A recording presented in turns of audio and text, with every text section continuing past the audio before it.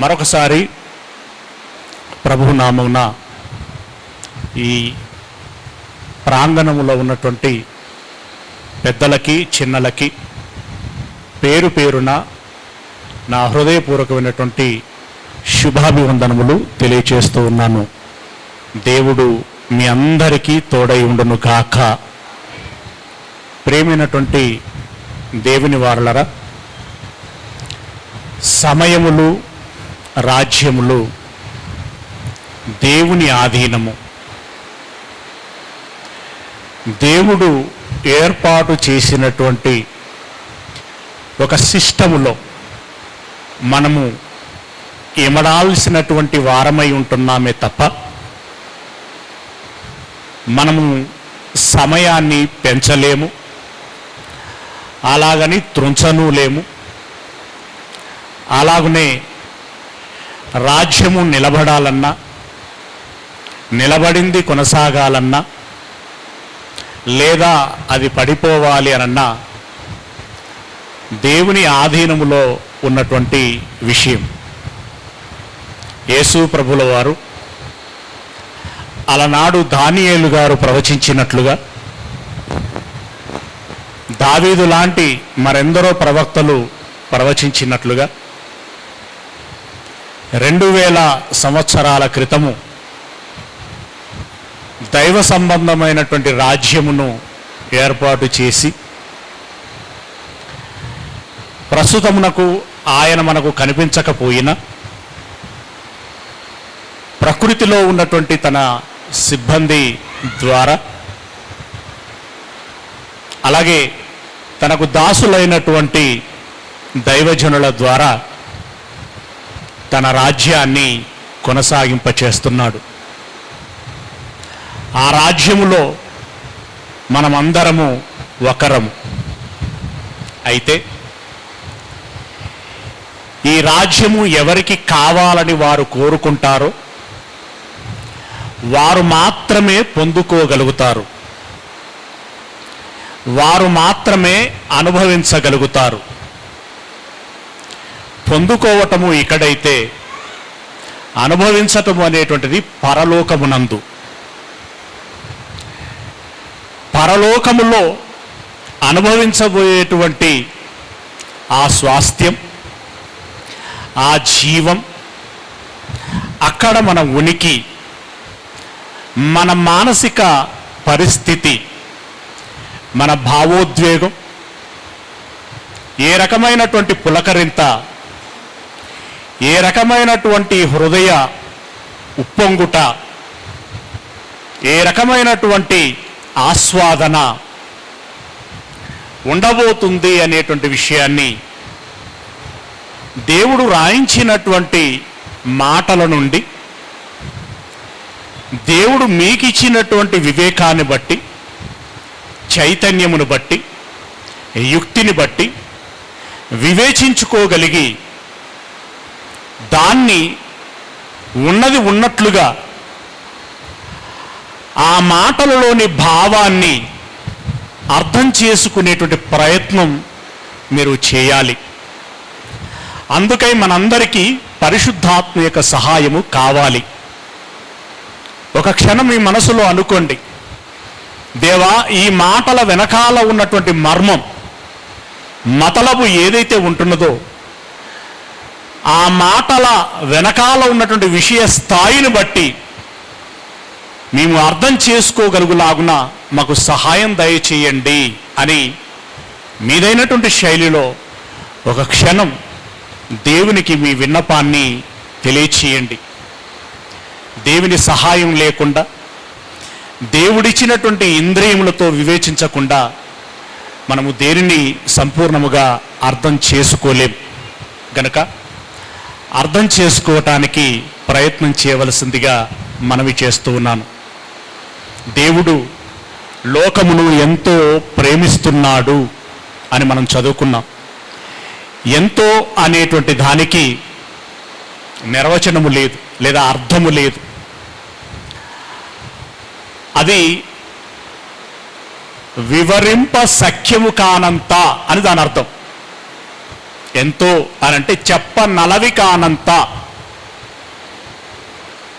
అంటే దాని స్థాయిని అర్థం చేసుకోవటానికి మన మెదడు సరిపోదు. ఎంతో కొంత అర్థం చేయించుకోవటానికి తగిన ఆనవాళ్ళని మాటల్లో మనకు తెలియచేశాడే తప్ప అది మనకు తెలియదు. ఇది వాస్తవం. కొరింథీయులో రాసినటువంటి మొదటి పత్రిక 2వ అధ్యాయము 9వ వచనములో ఈ మాటను మనం చూస్తాం. కొరింథీయులో రాసినటువంటి 2వ పత్రిక మొదటి అధ్యాయము 2వ అధ్యాయము 9వ వచనం. మొదటి పత్రిక 2వ అధ్యాయము 9వ వచనం. ఇందును గూర్చి దేవుడు తన్ను ప్రేమించు వారి కొరకు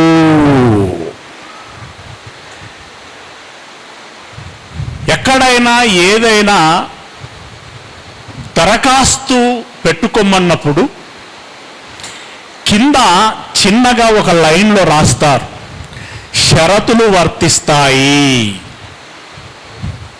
లేదా టర్మ్స్ అండ్ కండిషన్స్ అప్లికేబుల్. అది గమనించకపోతే మనము పప్పులో కాలేయటం కాదు, ఊబిలో కాలేస్తాం. ఇక్కడ కూడా దేవుడు తన్ను ప్రేమించు వారి కొరకు, చాలా జాగ్రత్తగా గమనించాలి. మన మొదటి శిష్యులంతా అంతా కూడా దేవుడు తన పిల్లలను ప్రేమించి ఏమి అనుగ్రహించబోచున్నాడు అనేటువంటి విషయాన్ని గమనించాం. అంతేనా? ఇక్కడ ఉన్నటువంటి మాట ఏంటి? దేవుడు తన పిల్లలను ప్రేమించటం కాదు, పిల్లలే దేవుణ్ణి ప్రేమించాలి. ప్రేమించాలి అనంటే క్రిస్మస్కి స్టార్ పెట్టడం కాదు, కేక్ కట్ చేయటం కాదు. ప్రేమించటం అనంటే నిజమైనటువంటి ప్రేమ యొక్క నిర్వచనం ఏంటండి? ఎవరినైతే ప్రేమిస్తామో వారి క్షేమము కోరి మనలను మనము త్యాగం చేసుకోవటం, అది నిజమైనటువంటి ప్రేమ. ప్రేమకున్నటువంటి భావం. యేసు ప్రభుల వారు కూడా మనల్ని ప్రేమించి ఏం చేశాడు? తాను శిలువలో మరణించి తన ప్రాణము పెట్టి ప్రేమ ఎట్టిదో నిరూపించాను. ప్రేమ అంటే ఇలా ఉండాలి. ఇక శిలువకు అప్పగింపబడబోచున్నాననేటువంటి క్షణములో ఆయన దేవునికి ఒక ప్రార్థన చేశాడు. మీకు తెలుసు కదా, అయ్యా మీ చిత్తమైతే ఈ గిన్నెను నా యొద్ద నుండి తొలగించండి, లేదంటే మీ చిత్తము నెరవేరాలి, పిల్లలు రక్షించబడాలి అనంటే నా ప్రాణం పెట్టాల్సిందే అని కనుక మీరంటే మీ మాట కాదనకుండా మీ మోములో ఆనందం చూడటం కోసం, మీ ఇష్టము నెరవేరటం కోసం నా ప్రాణాన్ని పెడుతానయ్యా. అది కదా ప్రేమ అంటే. ఆ ప్రేమలో స్వార్థము లేదు, ఆ ప్రేమలో కోరికలు లేవు, ఇష్టాలు లేవు, ఆ ప్రేమలో డంబము లేదు, గర్వము లేదు, అతిశయము లేదు. ఉన్నదల్లా ఆ ప్రేమలో సమర్పించుకోవటము ఉంది, అంకితమవ్వటము ఉంది, ప్రతిష్ఠించుకోవటము ఉంది. ధర్మశాస్త్రంలోని మొదటి ఆజ్ఞ ఏంటయ్యా అనంటే ప్రభు చెప్పిన మాట ఏంటండి? నీ పూర్ణ హృదయముతోనూ, నీ పూర్ణ ఆత్మతోనూ, నీ పూర్ణ మనస్సుతోనూ, నీ పూర్ణ బలముతోనూ నీ తండ్రి అయిన దేవుని ప్రేమించవలెననున్నదియే. ఆమేన్. అవునా? అవును. దేవుడు లోకమును ఎంతో ప్రేమించెను, అంటే వివరింప నలవి కానంత మనలను ప్రేమించెను. ప్రకృతిని అనుగ్రహించుట ద్వారా, ప్రభువును శిలువ మరణమునకు అప్పగించుట ద్వారా, మనము పాపులమై నరకానికి వెళుతామని దాన్ని తప్పించటము కోసము పాపమును తొలగించుట ద్వారా పరిశుద్ధులుగా చేసి లోకము పుట్టినది మొదలుకొని ఏర్పాటు చేయబడినటువంటి నిత్య జీవములోనికి ప్రవేశించులాగున తన ప్రేమను మనకి అనుగ్రహిస్తూ వస్తున్నాడు. ఆ ప్రేమను మనం కొలవలేము, తూయలేము. మరలాంటి కన్న తండ్రికి ఆయన మనసును ఎరిగిన వాడవైతే, ఆయన ఉద్దేశాన్ని చిత్తాన్ని ఎరిగినటువంటి వాళ్ళమైతే, నిజంగా ఆయన పిల్లలమనేటువంటి భావన మనలో ఉంటే కృతజ్ఞతగా తిరిగి ఆయనను మనం ప్రేమించాల్సినటువంటి అవసరత ఉందా లేదా?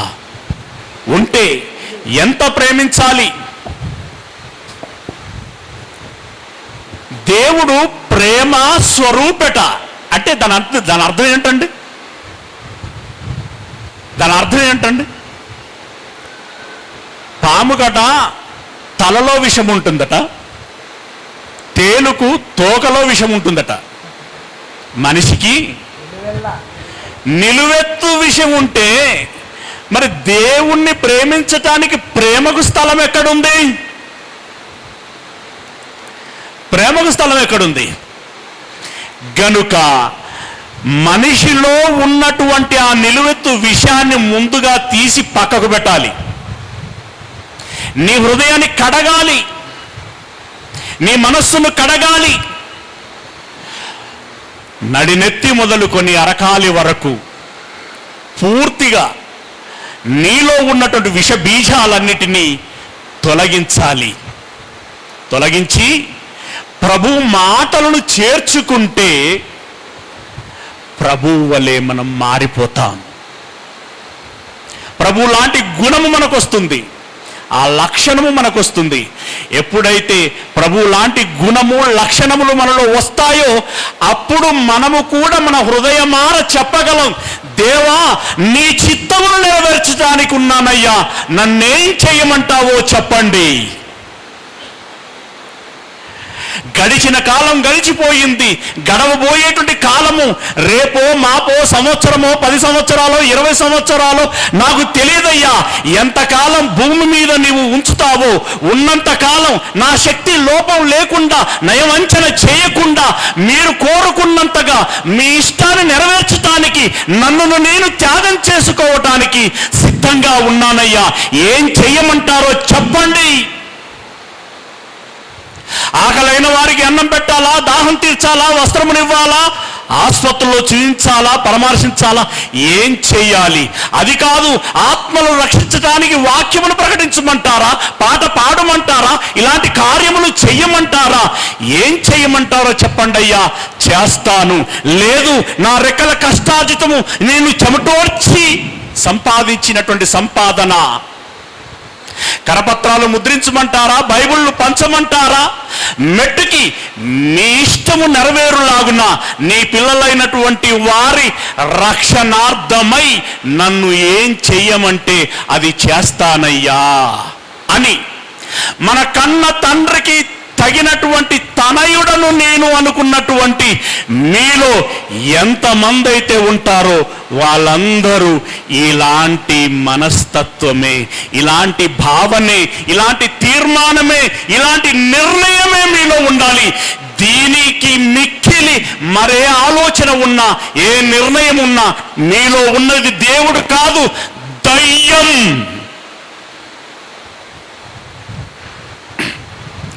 నేను అంటున్నావా, నా కుటుంబం అంటున్నావా, నా బంధువులు అంటున్నావా, నా ప్రయాణాలు అంటున్నావా, నా ఇష్టము అని అంటున్నావా, నా కోరిక అని అంటున్నావా, నా అవసరాలు అని అంటున్నావా, అంటే ఇవి దేవుని ఆలోచన కాదు. ఇది భూ సంబంధమైనటువంటిది, లోక సంబంధమైనటువంటిది, సాతాను సంబంధమైనటువంటిది. మీరెవ్వరో మిమ్మల్ని మీరే పరీక్షించుకోవాలి, ప్రశ్న వేసుకోవాలి. మీ మనస్సాక్షి మీకు చెబుతుంది, నీ దేవుణ్ణి నీవు ప్రేమించటానికి నిన్ను నీవు సంపూర్ణంగా సమర్పించుకోవాలి. ఆత్మగా నువ్వు సరెండర్ అయితే చాలండి, ఆత్మగా నువ్వు అప్పగించుకుంటే చాలండి. ఆయన ఇచ్చిన దేహాన్ని ఆయన కోసం ఇవ్వగలవు, ఆయన ఇచ్చిన సమయాన్ని ఆయన కోసం వెచ్చించగలవు, ఆయన ఇచ్చినటువంటి అంతరింద్రియములను ఆయన కోసం వాడగలవు. అలాగే బాహ్యంగా ఉన్నటువంటి ఇంద్రియములు, బాహ్యంగా ఉన్నటువంటి అవయములను దేవుని కోసం నువ్వు వాడగలవు. దేవుడిచ్చిన ప్రజ్ఞ, దేవుడిచ్చిన జ్ఞానం, దేవుడిచ్చినటువంటి వివేకం, చైతన్యం నీవు దేవుని కోసం వాడగలవు. నేనెవరు అని చెప్పి నిన్ను నీవు ప్రశ్నించుకో. నీ కన్న తండ్రి మనసేంటి అనేది ఆయన మనసును ఎరిగేటువంటి ప్రయత్నం చేయి. అప్పుడు సర్వసాధారణంగానే నీలో ఈ ఆలోచన చిగురిస్తుంది. ఇలా ఎవరైతే మానసికంగా సిద్ధపడి ఆయన ఇష్టం చొప్పున బ్రతకడానికి, గతం గతః, వెనుకున్నది మరిచిపోదాం, ముందున్న దానికోసం ఏం చేద్దామనేటువంటి విధానములో సిద్ధపడుదాం.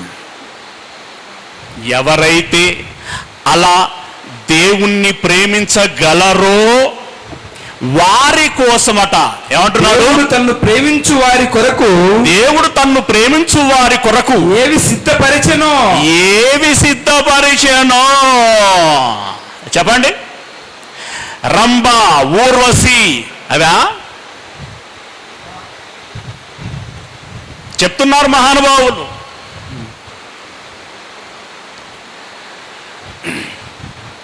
అయ్యా, సమస్తమును విడిచిపెట్టి నిన్ను వెంబడించామయ్యా, నా భవిష్యత్ ఏంటి అని అన్నారు అలనాటి శిష్యులైన అపోస్తలుడు. అప్పుడు యేసయ్య ఏమన్నాడు? ఇక్కడ మీరు వేటిని కోల్పోతిరో, వేటినంటే ఈ మనిషికి ఉండే ఆలోచనలు, కోరికలు, అవసరాలు ఏవైతే ఉంటాయో అవన్నీ వేటినైతే కోల్పోతిరో వాటికంటే 100 రెట్లు అనుభవించెదరు అని అన్నాడు. అంటే ఒక అమ్మ ప్రేమ, ఒక నాన్న ప్రేమ, ఒక భర్త ప్రేమ, భార్య ప్రేమ, పిల్లల ఆలంబన, తల్లిదండ్రుల ప్రేమ ఇత్యాదివన్నీ ఏవైతే ఉంటాయో ఆ ప్రీతి, ఆ మమకారం, అనురాగం, ఆప్యాయత ఇవన్నీ కూడా 100 రెట్లు నువ్వు పొందుకోగలవు. ఇది వాగ్దానం, ఇది వాగ్దానం అండి. ఆ వాగ్దానము కోసం మీరు కనిపెట్టువారైతే ఆ మాట చెప్తున్నాడు. వేటిని ఇవ్వాలని కోరుకున్నారు. తాను ప్రేమించేటువంటి పిల్లల కోసము ఏవి సిద్ధపరచెను. మొదటి శిష్యుల్లో మాట్లాడుకున్నాం కదా, తన కృపా మహాదైశ్వర్యము. ఐశ్వర్యవంతుడు మన దేవుడు, శ్రీమంతుడు మన దేవుడు, ఉన్నవాడు మన దేవుడు, ప్రేమించేవాడు మన దేవుడు. ఆ ప్రేమకు అంతము లేదు. తాను గుప్పిటిలో పట్టి మనకిస్తే అనంతకాలము అనుభవించగలిగే అంత సమృద్ధి ఆయన దగ్గర ఉన్నది. అలాంటి దేవుడు తన పిల్లలకు ఏమి సిద్ధపరిచెనో అవి కంటికి కనబడలేదు. ఇప్పటి వరకు రాసినప్పటి వరకే కాదు, ఇప్పటి వరకు కూడా, ఈరోజు టుడే నౌ, ఇప్పటి వరకు కంటికి కనబడలేదు, మనుష్య కంటికి కనబడలేదు. కానీ రోజు పరలోకానికి భూలోకానికి అప్ అండ్ డౌన్ చేసే వాళ్ళు ఉన్నారు, తెలుసా మీకు? తెలుసా? ప్రతిరోజు పరలోకానికి భూలోకానికి అప్ అండ్ డౌన్ చేసే వాళ్ళు ఉన్నారు. మరి మెట్రోనా, రాకెటా, మరి ఏంటో నాకు తెలియదు. ఇక్కడ ఏమంటున్నాడు? కంటికి కనబడలేదు. కంటికి కనబడలేదు.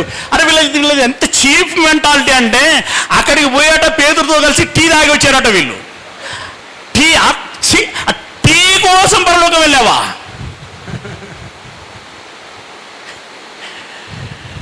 కంటికి కనబడలేదు, చెవికి వినబడలేదు, మనుష్య హృదయమునకు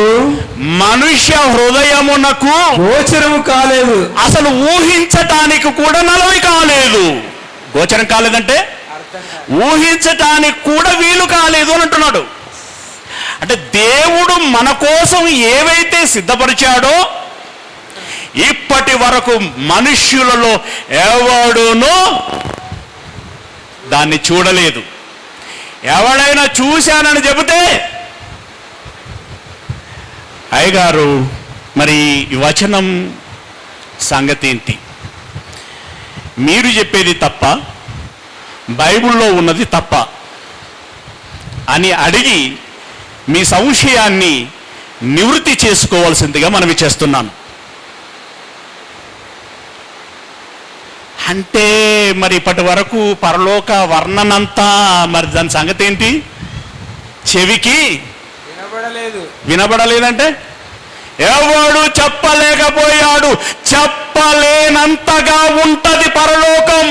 మరి కొత్తపల్లి రమేష్ చెప్పే పరలోకము మరి అది ఏంటి, అది అర్థం చేసుకోవటానికి ఈనాడు సంఘం అనేటువంటి దేవాలయానికి ఆనాడు మోషే గారు గుడ్డతో వేసిన గుడారము ఏ విధంగానైతే సాదృశ్యంగా ఉన్నదో,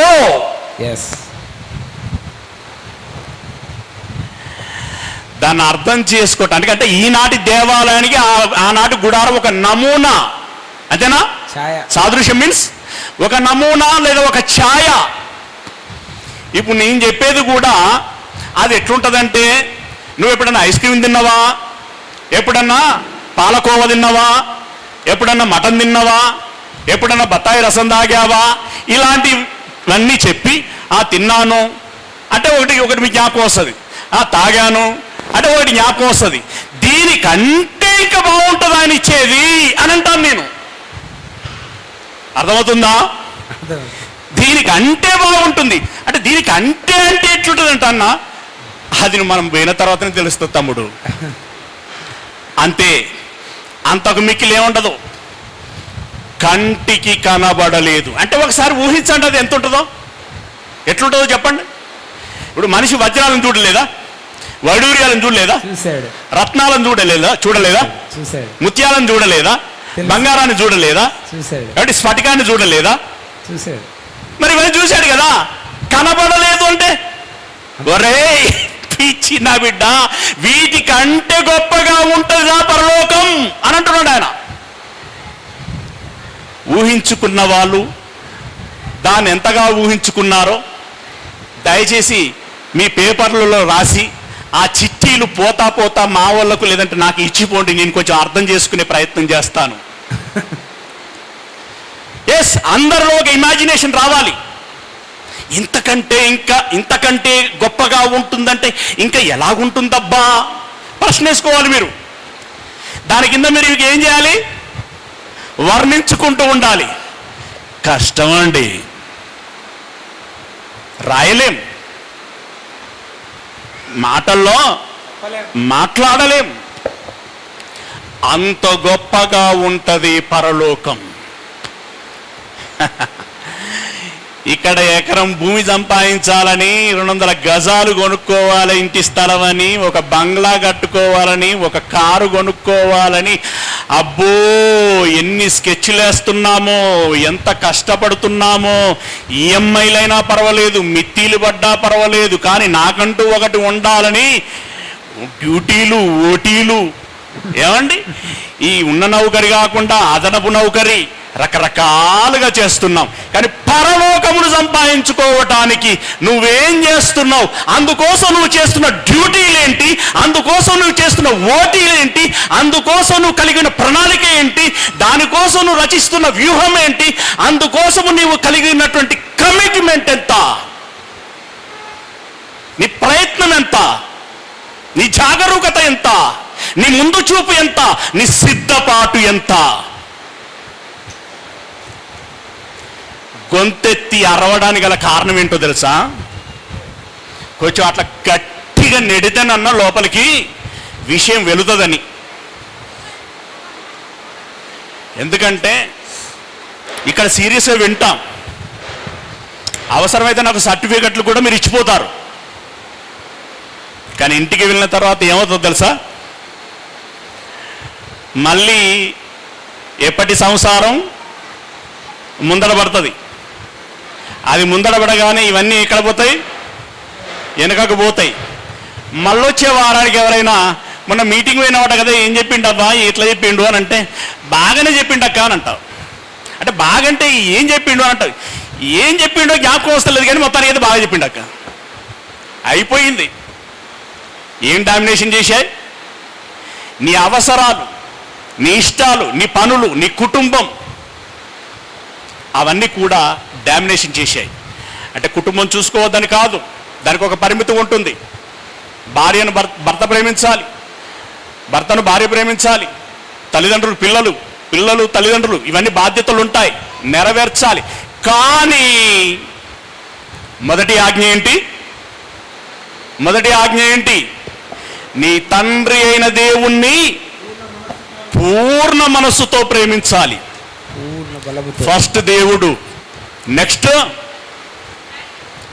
నీవు, నీ అవసరాలు, నీ కుటుంబం, ఇతరత్రమైనటువంటివి చిన్న కిందివ్వాలి. రైట్?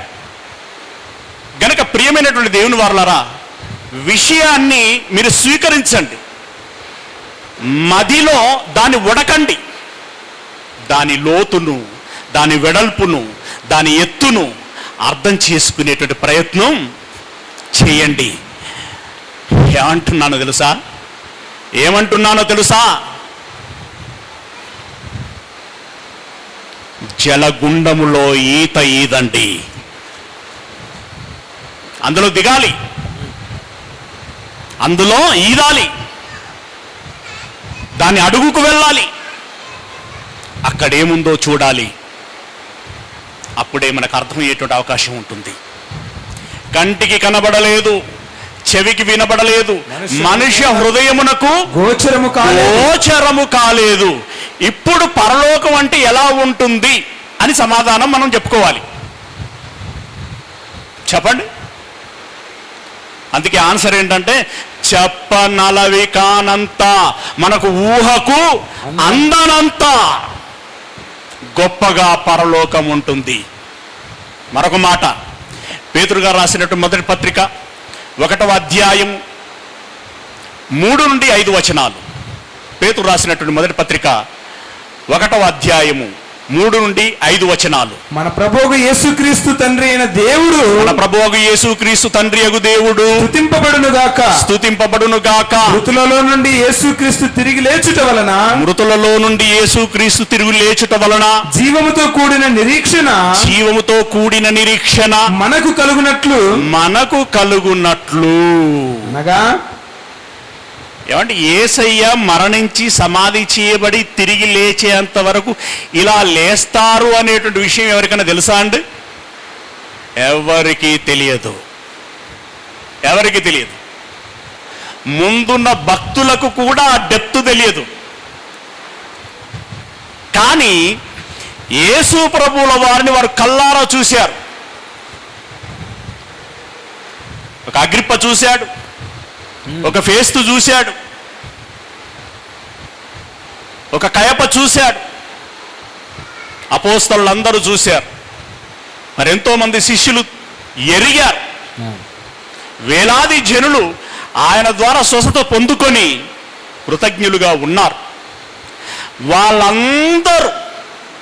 వారందరూ ఏం ఎరగగలిగారు, ఏం గ్రహించగలిగారు, అర్థం చేసుకోగలిగారు అనంటే, ఒరేయ్ ఆయన లేచాడురా, బ్రతికి ఉన్నప్పుడు నేను తిరిగి 3వ దినమున లేస్తానని చెప్పి ఉన్నాడే, మనం మరిచితిమి కానీ ఆయన తిరిగి లేచి మరలా జ్ఞాపకం చేస్తున్నాడు రా. మరణించిన మనిషి తిరిగి మరలా లేవగలడా? అవును, ఆయన లేచాడు. ఆయన లేచాడంటే మనకు అర్థమవుతున్నది ఏంటి? మనము కూడా లేవగలమనే కదా. యేసయ్య లేచినప్పుడు యేసయ్య అడుగుజాడలలో నడిచేటువంటి మనము కూడా తిరిగి లేవగలము అనేటువంటి ఒక కాన్ఫిడెన్స్ రేజ్ అయిందప్పుడు. ఆ కాన్ఫిడెన్స్ మనసులో పుట్టింది. అందుకే వారికి అంత ధైర్యం వచ్చింది, అంతగా తెగు వచ్చింది. మొదటి శతాబ్దంలో క్రైస్తవ్యంలో ఒక ప్రభంజనాన్ని సృష్టించగలిగారు అలనాటి అపోస్తలులే కాదు, సాధారణ శిష్యులు కూడా ఇక్కడ ఉన్నటువంటి పరిస్థితులకి, యూరప్ తదితరమైన ప్రాంతాలకి చెదిరిపోయినటువంటి వారైనప్పటికీ, చెట్టుకొకరు పుట్టకొకరు తరలిపోయినటువంటి వారైనప్పటికీ, ఎక్కడ అవకాశం దొరికితే, ఎక్కడ అంది వస్తే దొరికిన వాళ్ళందరికీ క్రీస్తుని గురించి చెప్పి క్రైస్తవ్యములోనికి రాబట్టారు. అలా రాబట్టబడినటువంటి వారిలో కొందరే అంతియొకయలో ఉన్నటువంటి క్రైస్తవులు. వారే పౌలు గారికి పునాదయ్యారు. ఆ పునాది నుండే ప్రపంచ క్రైస్తవ్యం ప్రభంజనములా విజృంభించింది, అది విస్తరించింది. ప్రియులారా, ఆయన తిరిగి లేచుట ద్వారా జీవముతో కూడిన నిరీక్షణ మనకు కలుగునట్లు, జీవముతో కూడినటువంటి నిరీక్షణ మనకు కలుగున్నట్లు, అనగా అక్షయమైనది. జీవంతో కూడిన నిరీక్షణ అంటే ఆ నిరీక్షణ దేనికోసం అంటే తిరిగి లేస్తాం. It's okay. ఆ లేచి ఎక్కడికి వెళ్తావురా మరి అని అంటే అంటున్నాడు కింద. అనగా అక్షయమైనది, నిర్మలమైనది, నిర్మలమైనది, వాడబారనిదినైనా. అక్షయమైనది అంటే ఏంటండి? ఎన్నటికీ నాశనము లేనటువంటిది. ఎన్నటికీ నాశనము లేనటువంటిది. నీ బంగారం అయినా పోతుంది, నీ భూమి అయినా పోతుంది, నీ బంగ్లా అయినా పోతుంది, కానీ అది ఎన్నటికీ నాశనము కాదు. ఎన్నటికీ నాశనము కానటువంటిది పరలోకం. నిర్మలమైనటువంటిది. ట్రాఫిక్ గోల ఉండదు,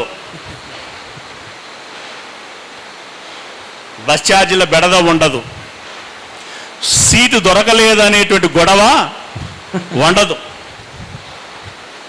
దొంగలు పడతారేమో అనేటువంటి భయం ఉండదు, చంపుతారేమో అనేటువంటి బెదురు ఉండదు, రణగుణ ధ్వనులు ఉండవు, అశాంతికి గురి చేసేటువంటిది ఏ విషయము అక్కడ ఉండదు. నిర్మలమైనటువంటిది అంటే ఆహ్లాదాన్ని గొలిపేటువంటిది, అనువుగా ఉండేటువంటిది.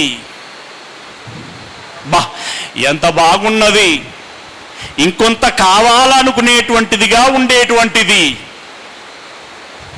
నిర్మలమైనటువంటిది. అక్షయమైనదియును, నిర్మలమైనదియును, వాడబారనిది. ఏం బారంది? వాడబారనిది. పొలం బారంది కాదు, వాడబారనిది. వాడబారనిది అంటే ఇప్పటి వరకు దాన్ని ఎవరు ఉపయోగించుకోవాలి. అంత ఫస్ట్ హ్యాండే, సెకండ్ హ్యాండ్ కాదు. న్యూ. ఏమంటే ఈ నేల ఫస్ట్ హ్యాండ్ సెకండ్ హ్యాండ్ మనకి ఎన్ని హ్యాండ్లో, అవునా? ఇప్పుడు మనం కూర్చున్న కుర్చీలో కూడా ఇంతకుముందుకు ఎంతమంది కూర్చొని ఉంటుంటారు, కానీ అక్కడి స్వాస్థ్యం వాడబారనిది. వాడబారనిదియును, వాడబారనిదినైన స్వాస్థ్యము, ఆ స్వాస్థ్యము మనకు కలుగునట్లు ఆయన తన విశేష కనికరము చొప్పున మనలను మరలా జన్మింపచేసెను. మరలా జన్మింపచేసెను అంటే దాని అర్థం ఏంటండి? మీ అందరికీ తెలుసు కదా. ఆత్మయందును నీటి యందును ఒకడు క్రొత్తగా జన్మిస్తేనే గాని అంటే దాని అర్థం ఏంటి? నీ పాతదైనటువంటి మనస్సును చంపేసి నూతనమైనటువంటి మనసుతో ఆయన మరలా మిమ్మల్ని లేపాడు, పుట్టించాడు. దానికోసమే. దేనికోసం మరలా పుట్టింపజేశాడట? ఏమండి? అక్షయమైనది, నిర్మలమైనది, వాడబారనిదినైన స్వాస్థ్యమును మనం పొందుకోవాలని ఆయన మనలను మరలా జన్మింపజేసాను. అంటే మనలో నుండి ఆ పాపాన్ని, ఆ కుళ్ళును, ఆ కుతంత్రాన్ని, దానంతటిని తొలగించి పరిశుద్ధతని, పవిత్రతని, మంచితనాన్ని మనలో నింపాడు. ఎవరి ద్వారా అనంటే యేసయ్య ద్వారా. నాలో పరిశుద్ధత మాత్రమే ఉన్నది అని అనేటువంటి వారు చేయత్రా దయచేసి.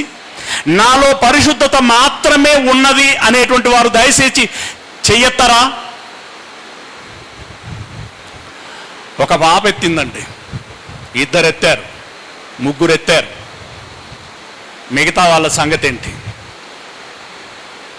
మీరు చెప్పకనే చెప్తున్నారు, ఒప్పుకోకనే ఒప్పుకుంటున్నారు. ఏమన్నా తెలుసా?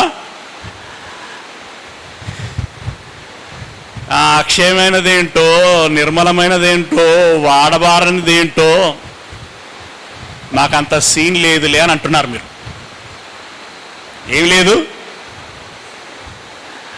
అది మాకు దక్కేది కాదు, అయ్యేది కాదు, పోయేది కాదు అన్నట్టుగా ఉన్నారు. అదే నిజమైతే రేపటి నుండి చర్చిలకు వెళ్ళటం మానేయండి. ఈ స్టేట్మెంట్ బిట్లు కట్ చేసి పెట్టండి. సోషల్ మీడియా ఉంది, అది మనకు ఎలాగో అక్కడ మనం సంచలనాలు క్రియేట్ చేయొచ్చు. మీరు మారకపోతే మీకు లేదు, ఏం లేదు, పునరుత్థానము లేదు. ఆ కనబడందేదో, వినబడందేదో, వాడబారనిదేదో లేదు. ఏమండి? ఆ అక్షయమైనది, నిర్మలమైనది లేదు, లేదు. మరి అది లేకపోతే ఈ ప్రాక్టీస్ ఎందుకండి?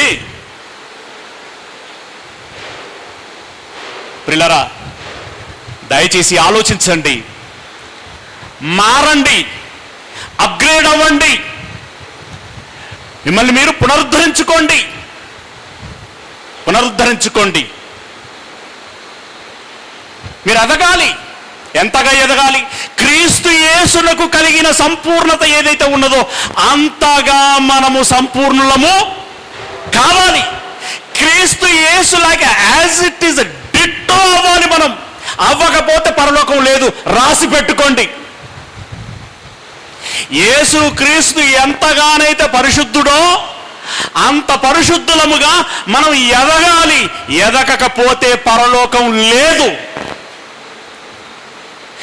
దేవుడంటే ఎలా ఉంటాడో, దేవుని గుణం అంటే ఎలాగుంటుందో, దేవుని యొక్క శక్తి అంటే ఎలాగుంటుందో, అధికారం అంటే ఎలాగుంటుందో, ఆ స్థాయి అంటే ఎలాగుంటుందో, మహిమ అంటే ఎలాగుంటుందో, యేసయ్య దేవుని తత్వం యొక్క మూర్తి వత్వమునై ఉండి, ఇదిగో దేవుడంటే ఇలా ఉంటాడురా, నన్ను చూడండి అని రొమ్ము విరిచి జబ్బ చరిసి చూపించగలిగాడు. నాలో పాపం ఉన్నదని మీలో ఎవడైనా నిరూపించగలడా? నాలో ప్రేమ ఉన్నదని నేను నిరూపిస్తున్నాను, అధికారం ఉన్నదని నేను నిరూపిస్తున్నాను, శక్తి ఉన్నదని నేను నిరూపిస్తున్నాను, సామర్థ్యం ఉన్నదని నిరూపిస్తున్నాను. ఇవి ఎవరియో కాదు, నా కన్న తండ్రివి, నా కన్న తండ్రివి. దేవుడిని చూపించుమనంటే నన్ను చూసి మీరు అర్థం చేసుకోగలిగితే దేవుణ్ణి మీరు అర్థం చేసుకోగలరు అని అన్నాడు ఆయన. అంత ధైర్యం ఆయనకి. ఎలా వచ్చిందండి అది? దేవుని గుణం ఎలాగుంటుందో దాన్ని బాగా అర్థం చేసుకున్నాడు ఆయన. ఆ ప్రకారంగా ఉండటానికి శాయశక్తిలో కృషి చేశాడు ఆయన. అలా దేవుణ్ణి చూపించగలిగాడు ఆయన. మరి ఇప్పుడు మనం యేసయ్యను చూపించగలగాలి. మనలో యేసయ్యను చూపించగలగాలి. మాటలోను, చూపులోను, నడతలోను, ప్రవర్తనలోను, క్రియలోను, ప్రతి దానిలో యేసయ్య కనబడాలి. అలా కనబడకపోతే మనం దయ్యాలమే. అలా కనిపించకపోతే మనం దయ్యాలమే. దయ్యాలకు పరలోకంలో చోటుందా? లేదు. అపవాదికి వాని దూతలకు సిద్ధపరచబడినటువంటి నిత్యాగ్ని దండంలోనికి మీరు వెళ్ళుడి. ఇదిగో మీరు లోకం పుట్టినది మొదలుకొని సిద్ధపరచబడినటువంటి నిత్య రాజ్యములోనికి ప్రవేశించండి. నాకు దాహమైనప్పుడు నీరిచ్చారు, ఆకలైనప్పుడు అన్నం పెట్టారు, వస్త్రాన్ని ఇచ్చారు, పరామర్శించారు. ఎప్పుడు ప్రభువా మిక్కిలి అల్పులైనటువంటి మీ సహోదరులలో ఒకరికి మీరు అలాగ చేశారు గనక తండ్రిని ప్రేమించాలనేటువంటి దానిలో నిన్ను వలని పొరుగువానని ప్రేమించుమనేటువంటి మాట ఇమిడి ఉన్నది. అలా మనము ఆ ప్రేమలోనికి, ఆ పరిపక్వతలోనికి రావటానికి ప్రయత్నించాలి. ఇప్పుడు చెప్పండి, పరలోకం అంటే ఎలా ఉంటుంది చెప్పండి? ఈ బంగారము, సాంబ్రాణి, బోలము, ఇత్తడి, రాగి, తగరము, ఏమంటే ఈ స్ఫటికము, వీటితో పోల్చగలమా? నా నా మరి ఎట్లనయ్యా అర్థం చేసుకోవాలంటే, ఇదిగో ఇది శాంపిల్ రా అని అన్నాడు. అంత ఉన్నతంగా ఉంటుంది. మరి ఆ లోకములోనికి మనం వెళితే ప్రకటన గ్రంథం 7వ అధ్యాయము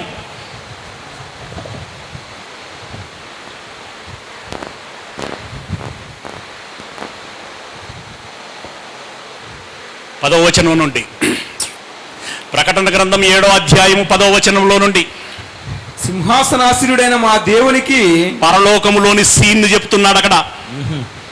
సింహాసనాసీనుడైనటువంటి దేవునికి, గొర్రెపిల్లకును, గొర్రెపిల్ల అంటే నిజంగా గొర్రెపిల్ల అనుకునేరు, మనం అట్నే అనుకుంటాం. గొర్రెపిల్ల అంటే ఎవరు? యేసయ్య. దేవునికిని, గొర్రెపిల్లకును, యేసయ్యకును మా రక్షణకై స్తోత్రమని, వారు మాకు ప్రసాదించిన రక్షణకై స్తోత్రం. ఎవరెవరికి? దేవునికి, యేసయ్యకు స్తోత్రం. మా రక్షణకే స్తోత్రమని మహాశబ్దముతో, మంచిది కదా, స్తోత్రమని మహాశబ్దముతో ఎలుగెత్తి చెప్పిరి. దేవదూతలందరూ సింహాసనము చుట్టూను. ఇప్పుడు మీరు ఏం చేయాలంటే, నన్ను చూడటం కంటే నా మాటల వెనకాల మీరు పరిగెత్తాలి. ఆ మాటల యొక్క ఆ దృశ్యము ఏదైతే ఆవిష్కరించబడుతున్నదో దాన్ని చూడాలి మీరు. దేవునికి, నీ గొర్రెపిల్లకును స్తోత్రము అని మహాశబ్దంతో ఎలుగెత్తి చెప్పిరి. దేవదూతలందరూ సింహాసనము చుట్టూను, దేవుడు యేసు ప్రభుల వారు కూర్చున్నటువంటి సింహాసనం ఏదైతే ఉన్నదో ఆ సింహాసనము చుట్టూను, పెద్దల చుట్టూను. ఎక్కడ? ఇది పరలోకంలో, ఇక్కడ కాదు. ఓకే, ఆ సింహాసనము చుట్టూను, పెద్దల చుట్టూను, ఆ 4 జీవుల చుట్టూను. ఆ 4 జీవులు అనంటే సింహము, పులి, మనిషి, పక్షి అని అక్కడ 4 రూపాలు ఉంటాయి. జీవుల చుట్టూను నిలవబడి ఉండిరి. వారు సింహాసనం ఎదుట సాష్టాంగపడి, ఆమేన్ ఆమేన్, యుగ యుగముల వరకు మా దేవునికి స్తోత్రము. ఏంట్రా బాబు, రాబోయే యుగం అని ఒకదాని గురించే మాట్లాడుకోవడానికి ఇంత తంటాలు పడుతున్నాం. యుగ యుగములు అంటే ఎన్ని యుగాలు ఉన్నాయిరా? యుగ యుగముల వరకు స్తోత్రము అని మహిమయు జ్ఞానమును కృతజ్ఞతా స్థుతియు ఘనతయు శక్తియు బలమును కలుగును గాకని చెప్పుచు దేవునికి నమస్కారములు చేసిరి. ఆమేన్. దేవునికి నమస్కారములు చేసిరి. ఏమన్నాడు? వెంటనే ఆమేన్ అన్నాడు. మీరు ఏమంటలేరు. ఆమేన్. ఏమని నమస్కారం చేశారు? మళ్ళీ చదవయ్యా. ఏమని నమస్కారం చేశారు? యుగముల వరకును మా దేవునికి స్తోత్రమును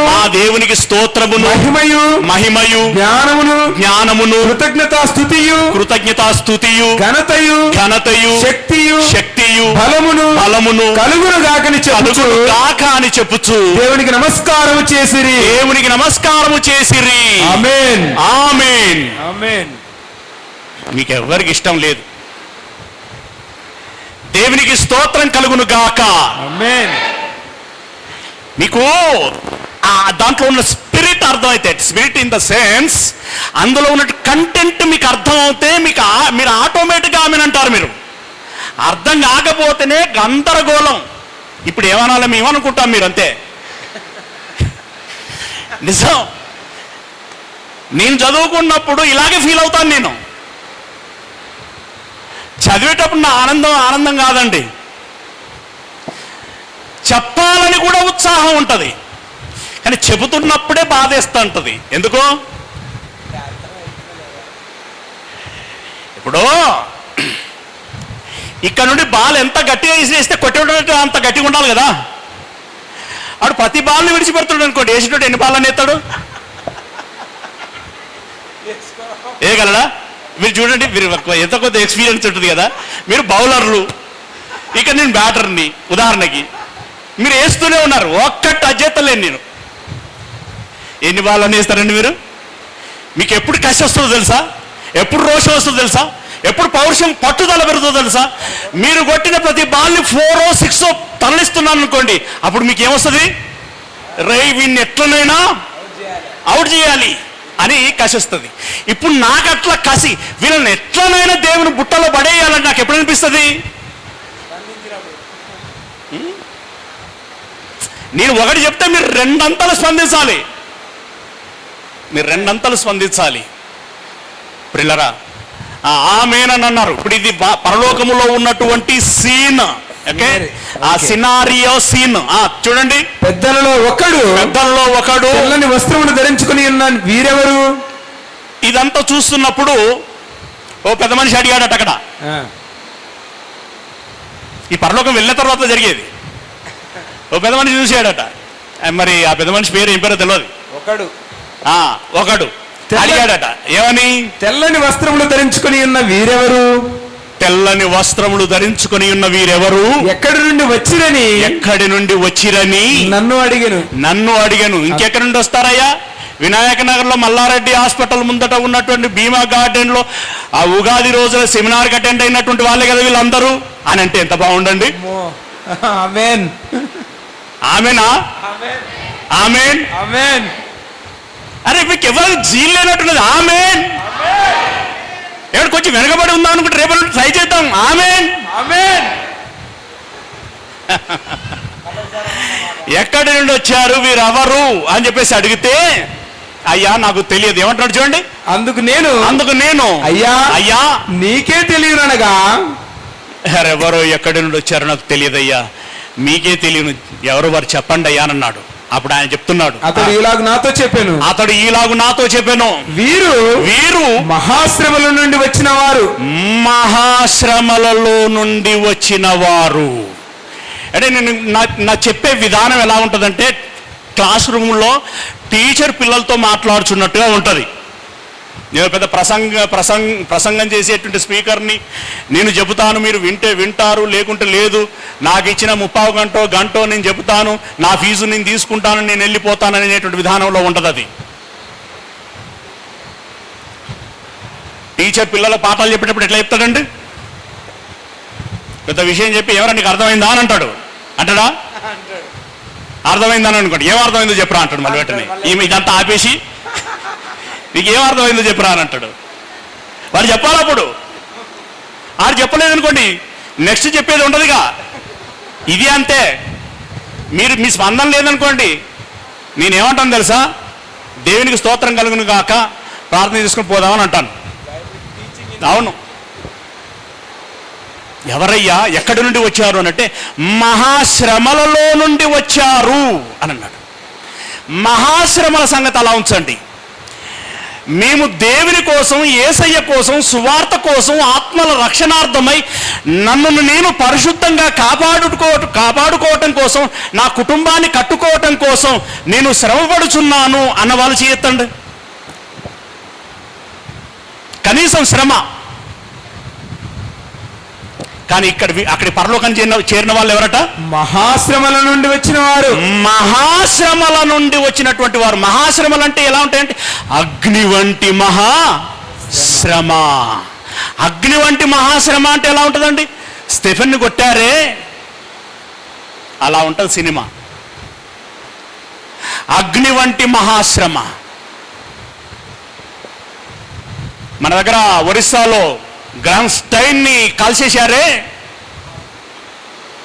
అలా ఉంటుంది మహాశ్రమ. తరిమి కొడితే పుట్టకొకరు, చెట్టుకొకరు, తల్లికి పిల్ల కాకుండా పిల్లకు తల్లి కాకుండా చెదిరిపోయారే, అలాగుంటుంది మహాశ్రమ. యెరూషలేములో తరలి కొడితే రోమాకి వెళ్ళారు, రోమాలో తరలి కొడితే కొరంతికి వెళ్ళారు, అకుల ప్రిస్కిల్లాలు. అలా ఉంటుంది మహాశ్రమ. మహాశ్రమ. వీరు మహాశ్రమలలో నుండి వచ్చిన వారు. గొర్రెపిల్ల రక్తములో శ్రమపడిన వారు ఎందరో అంటేనే కొన్ని చేలు లేవలేదు. మరి మహాశ్రమను నొందినటువంటి వారు ఎవరు అనంటే ఎంతమంది చేలు లేస్తాయో చూస్తాను ఇప్పుడు. మహాశ్రమలు అనుభవించినటువంటి వారు చేయలేతండి. బీ ఫ్రాంక్, దేవుడు చూస్తున్నాడు. దేవుడు మన హృదయములను చూస్తున్నాడు. అయితే అక్కడ పరలోకంలో ఉన్నది ఎవరట? మహాశ్రమల నుండి వచ్చిన వారే. మరి మిగతా వారు నో ఛాన్స్. చాలా మంది ఏమనుకుంటారంటే, అనుకోవడం కాదు, అంటున్నారు. నేను ఇలాంటి మెసేజ్లు ఇచ్చిన తర్వాత మళ్ళీ వెనకాల కామెంటరీ చేసే పాస్టర్లు వస్తారు కదా, నాది అయిపోగానే ఇక్కడికి వస్తారు. ఇక్కడికి వచ్చి నేను కొన్ని బ్లెస్సింగ్ వర్డ్స్ చెప్తా అని చెప్పి వస్తారు. పాస్టర్ గారు బాగా చెప్పారు, పని చేసిన వానికి పరలోకం అంటున్నాడు. లేదు లేదు, మనం నమ్ముకున్నాం చాలు, నమ్మిన వాళ్ళందరికీ పరలోకం నిత్య జీవనుడు. అంతే, నేను గంట చెప్పి చెప్పింది అంత అవుతుంది. ఆయన షార్ట్ కట్లో పరలోకం తీసుకెళ్ళింది. నువ్వు నమ్ముకున్నావా? నమ్ముకున్నాను. నిన్ను నీ కుమారుడైన యేసుని ఎరుగుటయే నిత్య జీవం. అవునా కాదా? నీకు తెలుసా దేవుడు? యేసయ్య తెలుసా నీకు? తెలుసా? అయితే నీకు నిత్య జీవం, పో ఇవ్వ అన్నాడు. అంతే. వీళ్ళే ఇచ్చేస్తున్నారు టోకెన్లు. మరి అక్కడ పరలోక తాళాలు చేయి వెళ్ళగన్నది పేతురు గారి దగ్గర. పేతురు ఆయన ఓపెన్ చేస్తాడా? అమ్మో, బండ ఆయన బండ. అంత ఈజీ అవ్వలేదు. ఆయనే అన్నాడు, అగ్ని వంటి మహాశ్రమ వచ్చినందుకు ఏదో వింత జరుగుతున్నదని మీరు అనుకోవద్దు, ఏం పడద్దు, ఆశ్చర్యపడవద్దు అని అన్నాడు ఆయన. మరి అలాంటి ఆయన ఇంత ఈజీగా పరలోకాన్ని పంపిస్తాడా? మహాశ్రమలలో నుండి వచ్చిన వారు. ఏమండి, సూరారంలో ఉన్నటువంటి సంఘము చాలా చిన్నది. చిన్నదంటే చిన్నది. మీరు ఎప్పుడైనా వస్తే ఆశ్చర్యపోతారు. అలా ఆశ్చర్యపోయిన వాళ్ళు చాలా మంది ఉన్నారు. ఒకానొక రోజు మన సికింద్రాబాద్లో మా ఇంటిలోనే జరుగుతున్నది ప్రేయర్. మన ప్రేయర్లన్నీ యూట్యూబ్లో అప్లోడ్ అయ్యేటివి. ఆ మెసేజ్లు విని ఒక ఆయన నిర్మల్ నుండి వచ్చిండు. అయ్యగారు ఇంత బాగా చెప్తున్నాడు, సంఘం ఇంకెంత బాగుంటుందో అని ఉరికొచ్చిండు. ఆయన ఉరికొచ్చి సంఘాన్ని చూసి బిత్తరపోయిండు. ఆయన బిత్తరపోయి అంతా అయిపోయిన తర్వాత నాకు బాధ చేసిందండి నిజంగా. అన్నా, నీ మెసేజ్లు వింటుంటే నేను చాలా చాలా ఊహించుకున్నానా, కానీ ఏందన్నా ఇది అని అన్నాడు. అదంతే బ్రదర్, అదంతే. సత్యము ఇలాగే ఉంటుంది. సత్యము దగ్గరికి రారు. కల్లి బొల్లి మాటలు చెప్పి, కాకమ్మ కథలు చెప్పి, రంగులు మార్చి, ఊసరబెల్లిలా కబుర్లు చెప్పేటువంటి వాళ్ళు ఎవరైతే ఉంటారో వాళ్ళ దగ్గరికే జనాలు వెళుతారు. గారడీలు చేయాలి, జిమ్మిక్కులు చేయాలి, మ్యాజిక్లు చేయాలి. ఈరోజు అవునని బోధించిందే రేపు కాదని బోధించాలి. లోకంలో ట్రెండ్ ఎలాగైతే ఉంటుందో దానికి అనుగుణంగా బోధను మార్చాలి. జనాలు దేన్ని ఇష్టపడుచున్నారో దాన్నే మనం బోధించాలి అని బోధించేటువంటి వారు ఉన్నారు. వాళ్ళ యుద్ధకే కట్టలు కట్టుకొని వెళ్తారు. కాటికి వెళ్ళిన తర్వాత నరకానికి వెళ్ళడానికి, నరకానికి వెళ్ళడానికి వీళ్ళందరూ ప్రలోభపడుచున్నారు. వీళ్ళందరూ మోసపోతున్నారు. ఇది నిజమా అనంటే అవ్వమ్మ ఏమనుకున్నది? అబ్బో, నన్ను ఎక్కడికి తీసుకెళ్తుందో ఈవిడ అనుకున్నది. ఆమె ఎక్కడికి తీసుకెళ్ళింది? చివరికి చావుకు తీసుకెళ్ళింది. చావుకు తీసుకెళ్ళింది. అలాగే వీళ్ళు పెట్టేటువంటి టైటిళ్ళకి గొప్ప దైవజనుడు, వరాలున్న దైవజనుడు, మీకు ఎలాంటి సమస్యలున్నా తొలగించేటువంటి దైవజనుడు, మీకు ఏ రోగాలు, ఏ కష్టాలు, ఏ ఇరుకులు ఏమున్నా కూడా ఒక్క ప్రార్థనతో మటుమాయం అనేటువంటి ఒక ప్రకటన ఇస్తే కుప్పలు కుప్పలుగా వెళ్ళిపోతారు. కానీ ఇట్లా పిలిచి మీకు పరలోకం కావాలా? అయితే శ్రమ పడాలి. మీకు పరలోకం కావాలా? అయితే మహాశ్రమలను అనుభవించాలి. మీకు పరలోకం కావాలా? మీ ఇష్టము, మీ స్వార్థము, మీ కోరిక, మీ ఇచ్ఛ అనేటువంటిది ఏదైతే ఉంటుందో దాని అంతటిని తొలగించుకోవాలి. పాపం జోలికి వెళ్ళకూడదు. పరిశుద్ధులుగా ఉండాలి. నిష్ఠాగరిష్ట కలిగి బ్రతకాలి. యేసయ్యను పోలి బ్రతకాలి. అపోస్తలులను పోలి బ్రతకాలి. కష్టాలైనా కన్నీరైనా వెంటాడాలి అని అన్నాం అనుకోండి, మా బాబోయ్ అవన్నీ మన నుండి ఏడవుతాయి అన్నారు. మాకు ఇక్కడివి కావాలి, అక్కడివి కావాలి. ముందుగా అయితే ఇక్కడివి వెయ్యయ్యా, ఇవి అయిపోయిన తర్వాత అక్కడివి చూద్దాం కానీ. చూద్దాము అనే రకం. వీటి కోసం వెళుతారు. వాక్యం కోసం ఎవరు వెళ్తారండి? వాక్యం కోసం ఎవరు వెళ్తారో వెళ్ళినా నీకు చెప్పేటోడు ఎవడు? వాక్యం. స్టేజ్ మీద ఉండి చెబుతున్నాను, మీకు ఎవరైనా పౌరుషం వస్తే కొత్తపల్లి రమేష్ గారు ఇలా అన్నారు అని చెప్పి వాళ్ళకు చెప్పి వాళ్ళతో నన్ను కూర్చుండబెట్టండి. ఇది పొగరు కాదు, ఇది గర్వం కాదు, ఇది ఆవేదన, ఇది బాధ, ఇది బాధ. సత్యానికి విలువనివ్వట్లేదు ఎవడు, సత్యం యొద్దకు రావట్లేదు ఎవరు. చిన్న సంఘం అండి, వేలాది రూపాయలు వెచ్చించారు, వేలాది రూపాయలు వెచ్చించారు. వాళ్ళ అవసరాలు ఎన్నో చంపేసుకున్నారు. రాత్రు పగళ్ళు ఉద్యోగాలు చేస్తూనే ఇక్కడ వారం రోజుల నుండి కష్టపడ్డారండి. ఒక చిరంజీవి, ఒక లాజరు, ఒక మహేందర్, ఒక సుధా, వీళ్ళుగాక డబ్బులు ఇచ్చినటువంటి వాళ్ళు ఎంతోమంది ఉన్నారు, మోరల్ సపోర్ట్ ఇచ్చినటువంటి వాళ్ళు ఉన్నారు. పడిన వాళ్ళ మీదనే భారం పడుతూ వస్తున్నది. నా భయం ఏంటంటే ఈ భారం మోసి మోసి అన్నయ్య మా నుండి కాదన్న, మాకు మేము మోయలేకపోతున్నామన్నా, మేము అలసిపోతున్నామన్నా, మేము నీరసపడిపోతున్నామన్నా, దయచేసి మీరు ఏమనుకోకండి అని వాళ్ళెక్కడ స్లిప్ అయిపోతారో, వారెక్కడ కూలబడిపోతారేమో అనే భయం వేస్తున్నది. ఈ సత్యం కోసం చేతులు చాచి కలిసి వచ్చే వారే లేరా ఈ సూరారంలో? గడిచిన 15 సంవత్సరాల నుండి చెప్పిన పాఠం చెప్పకుండా వస్తున్నాను. ఇది తప్పు అని చూపించగలిగేవాడు ఎవరైనా ఉంటే రమ్మనండి. ఇంత నికర్సాత్తుగా చెబుతున్నటువంటి ఈ వాక్యం కోసం వచ్చేవాడే లేడే. ఇంత చిన్ని సంఘంలో 15 సంవత్సరాల నుండి కుటుంబాన్ని పోషించుకుంటూ నేను బోధించాలి. బోధించేటువంటి బోధలో వక్రము ఉండకూడదు, సంఘాన్ని కట్టేదిగా ఉండాలి. నన్ను నేను కాపాడుకోవాలి, నా కుటుంబాన్ని కాపాడుకోవాలి, నా సంఘమును కాపాడుకోవాలి అని చెప్పి ఒళ్ళు దగ్గర పెట్టుకొని, కోరికలన్నీ చంపుకొని, నిగ్రహ పట్టుకొని ఈ కార్యం చేసుకుంటూ పోతున్నాం. ఇది ఎంత కష్టమైనటువంటిది అనేటువంటి సంగతిని ఒకసారి ఆలోచించండి. ఏంటండి వీళ్ళకి గతి? ఇన్ని వేల రూపాయలు ఎందుకు వెచ్చించాలి? ఈ కరపత్రాలు ఎందుకు కొట్టాలి? ఈ సోషల్ మీడియా స్టేటస్లు ఎందుకు పెట్టాలి? మీకు పదే పదే ఎందుకు ఫోన్ చేయాలి? ఎంతమందికి ఫోన్ చేసి ఉంటారండి? వేలాది మందికి ఫోన్ చేస్తే వచ్చింది ఇంతమంది, మిగిలిన వారి సంగతి ఏంటి? సురారం కొట్టుపోయిందా? సురారంలో జనాలు లేరా? సురారంలో క్రైస్తవులు లేరా? సురారం వాసులకి రమేష్ తెలియదా? తెలుసు. రమేష్ తెలియదా? అయినా నా ఒరవడిని మార్చను. బైబిల్ ఏం చెబుతున్నదో అది మాత్రమే చెబుతాను. పోతే పోయింది బ్రతుకు, దక్కుతుంది పరలోకం. దక్కాలి పరలోకం. ఈ సెమినార్ కోసం కష్టపడినటువంటి బిడ్డలందరికీ దక్కాలి పరలోకం. ఒకసారి చప్పట్లతో అభినందనలు తెలియజేద్దాం. ఆమేన్. మన తమ్ముడు జైరాబాద్కి భాస్కర్ పిలిస్తే వెళ్ళామండి. ఎంతమందో వస్తారనుకున్నా నేను. అతడు అంతమంది చెప్పినటువంటి ఆ ఫీడ్బ్యాక్ని బట్టి ఇక్కడ నుండి కొట్టుకుంటూ అక్కడ పోతే పాప ఆ తమ్ముడు కూడా చాలా కష్టం. ఒంటి చేత్తోనండి. ఇక్కడ నన్ను ఇంతమంది కష్టపడ్డారు కానీ ఆయన ఒక్కడే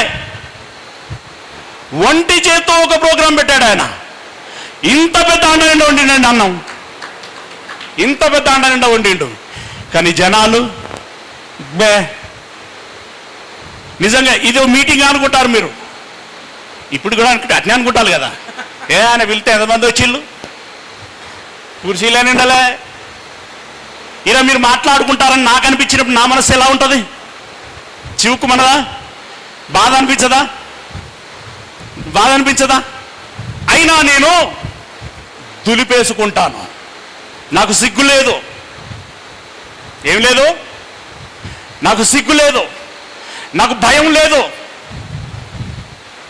బాధ ఒక క్షణంలో వచ్చినా దాన్ని ఒకసారి ప్రభువును చూసేసరికి, ఏమండి అపోస్తలను చూసేసరికి, ఏమంటే ప్రభు 3.5 సంవత్సరాలు కష్టపడితే మిగిలింది 11 మందేనండి.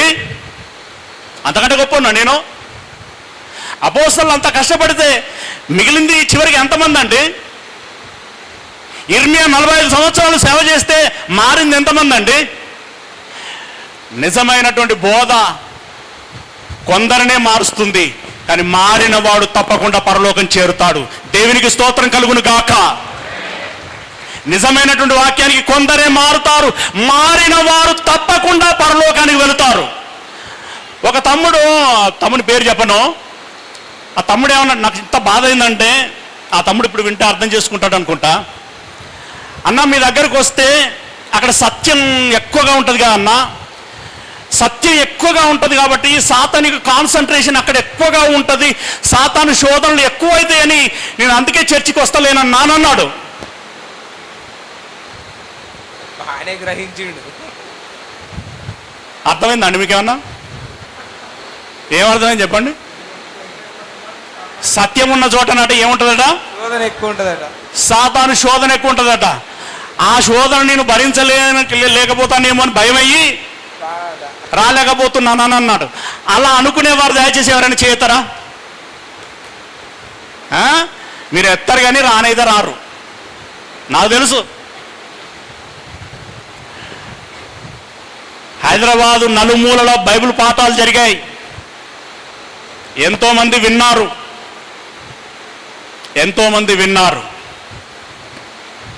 ఎంతోమందికి తెలుసు.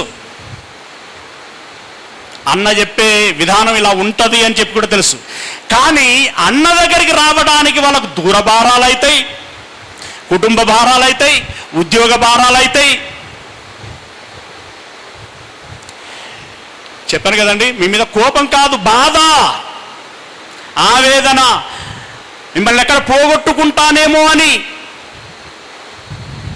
మీరెక్కడ ప్రభువుకు దూరం అవుతారేమో అని, మీరెక్కడ పరలోకానికి కాకుండా పోతారేమోనని. వీరు మహాశ్రమలలో నుండి వచ్చినటువంటి వారు. ఎన్ని రకాలైన శ్రమలండి. చర్చిలో సౌండ్ ఎక్కువ పడితే కష్టమే, వీధి సువార్త చేద్దామంటే కష్టమే, సభలు పెడదామంటే సూరారంలో స్థలమే లేదు. గవర్నమెంట్ స్థలాలు ఎన్నో ఉన్నాయి, కానీ అందులో క్రైస్తవులు సభ పెట్టుకోవడానికి స్థలం ఎన్ని ఉన్నాయండి? స్థలాలు ఒక్కటి లేదు.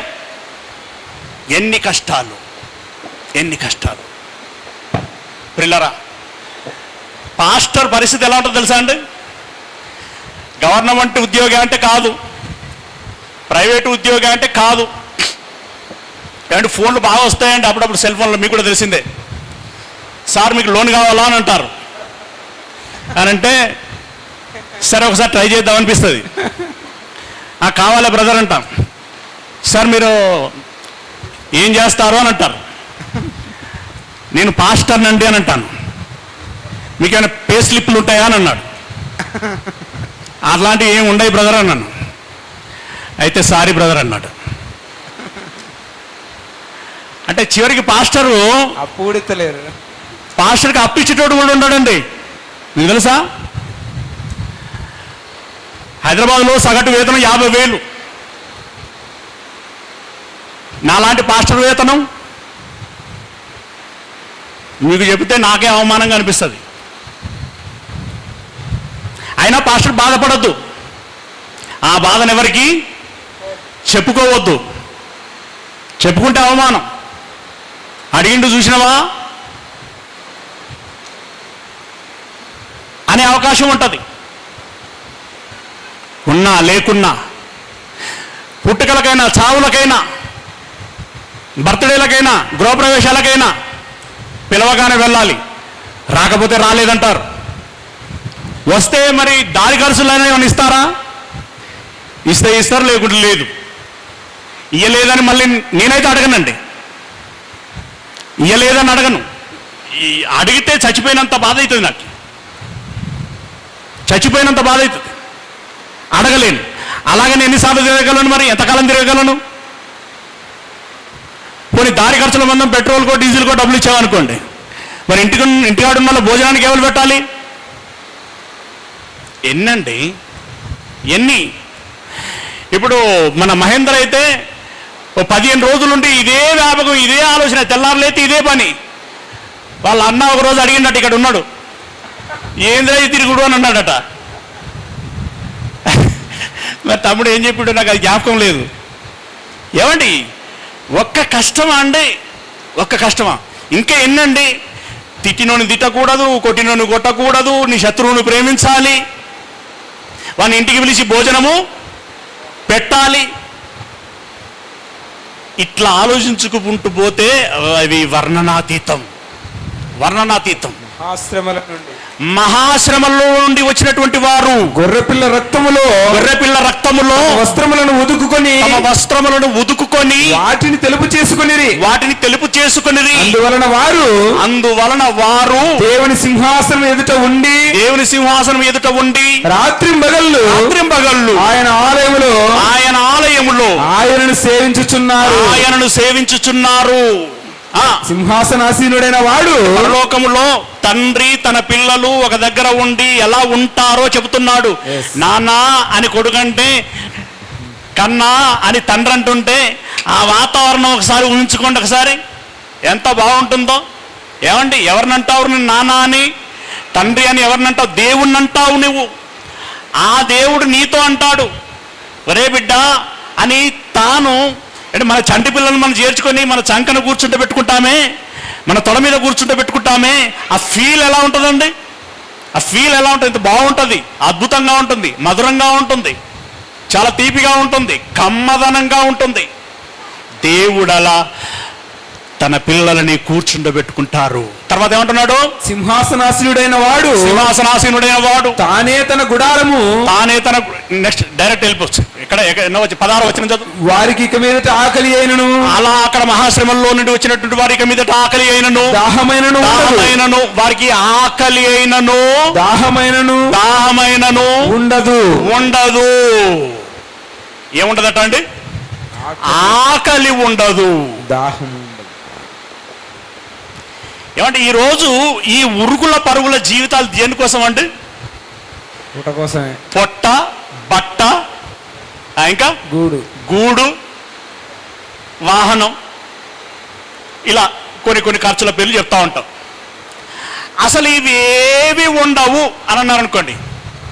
అంటే ఉదాహరణకి ఇశ్రాయేలీలు ఐగుప్తు నుండి కనానుకు నడుస్తున్న క్రమంలో వాళ్ళ బట్టలు మాయలేదట. ఈ ఇంకో బట్ట సంగతి ఎందుకు? అవసరం ఉండదు అక్కడ. చెప్పులు అరగలేదు, మళ్ళీ కొత్త జత ఎందుకు? అవసరం లేదు. మనకి మళ్ళీ వండుకోవాలని అవసరం ఎప్పుడు వస్తుంది? అయిపోయినప్పుడు. ఇక్కడ అరిగిపోతేనే, ఆకలి అవుతేనే. కానీ అక్కడ ఏమంటున్నాడు? ఆకలి అయినను ఉండదు అంటున్నాడు. ఆకలే లేనప్పుడు బియ్యం ఎందుకు? బియ్యమే లేనప్పుడు పొయ్యి ఎందుకు? పొయ్యే లేనప్పుడు స్టవ్ ఎందుకు? ఏమంటే స్టవ్వే లేనప్పుడు గ్యాస్ ఎందుకు? ఏమంటే గ్యాసే లేనప్పుడు అక్కడ క్యూ కట్టుడు ఎందుకు? పంట పండించడం ఇవేమి ఉండవు కదా. ఈ పంట పండించడం ఎందుకు? నాగలు దున్నుడు ఎందుకు? ఇదంతా ఏమీ ఉండవు. ఆకలి ఉండదు, దాహమైనను ఉండదు, సూర్యుని ఎండ అయినను, ఏ వడగాలి అయినను వారికి తగలదు. ఏం చెప్పాడంటే, మీరు మహాశ్రమంలో నుండి వచ్చిన వారు తమ వస్త్రములని యేసుక్రీస్తు రక్తములో తెలుపు చేసుకున్నటువంటి వారు, వారికి ఆకలి ఉండదు, దాహం ఉండదు, సూర్యుని వేడి ఉండదు, వడగాలి ఉండదు. ఇవేవి ఉండకపోగా ఏలైనగా సింహాసనం మధ్యమందుండు గొర్రెపిల్ల వారికి కాపరి అయి జీవజలముల ఊట యొద్దకి వారిని నడిపించును.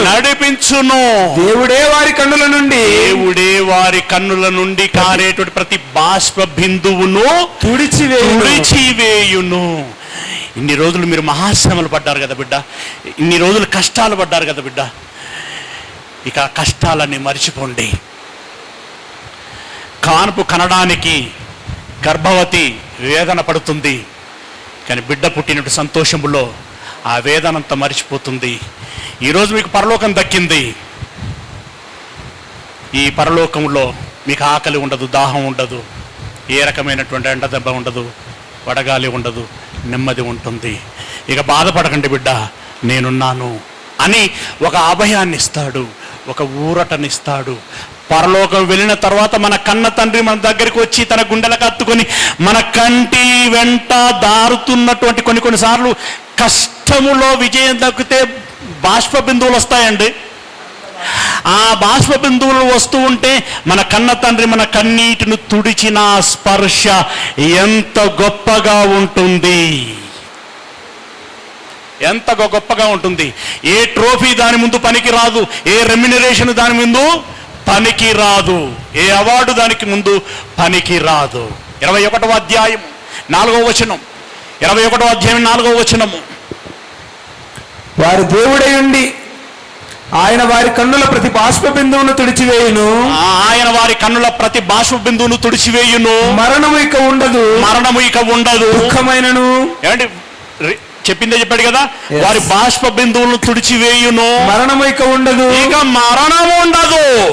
ఇప్పుడు మనకి ఎప్పుడు దినదిన గండం అండి. మనకి ఏ రోగం వస్తుందో, ఏ లారీ వచ్చి గుద్దుతుందో, ఏ బస్సు వచ్చి గుద్దుతుందో నేను ఏమండి, ఇట్లాంటి భయాలు ఏవి ఉండవు. ఇక మరణము ఉండదు. లాజర్ సందర్భంలో కూడా చెప్తాడు కదా, మరణించిన వాడు బ్రతికింపబడిను, బ్రతికింపబడిన వాడు మరెన్నటికి మరణించాడు అని అంటాడు.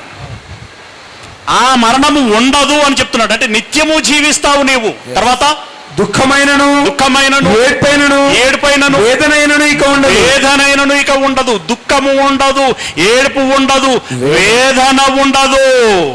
మరేముంటది? మొదటి సంగతులు గతించిపోయి మరేముంటది? 23వ వచనం, అదే అధ్యాయం 23వ వచనం.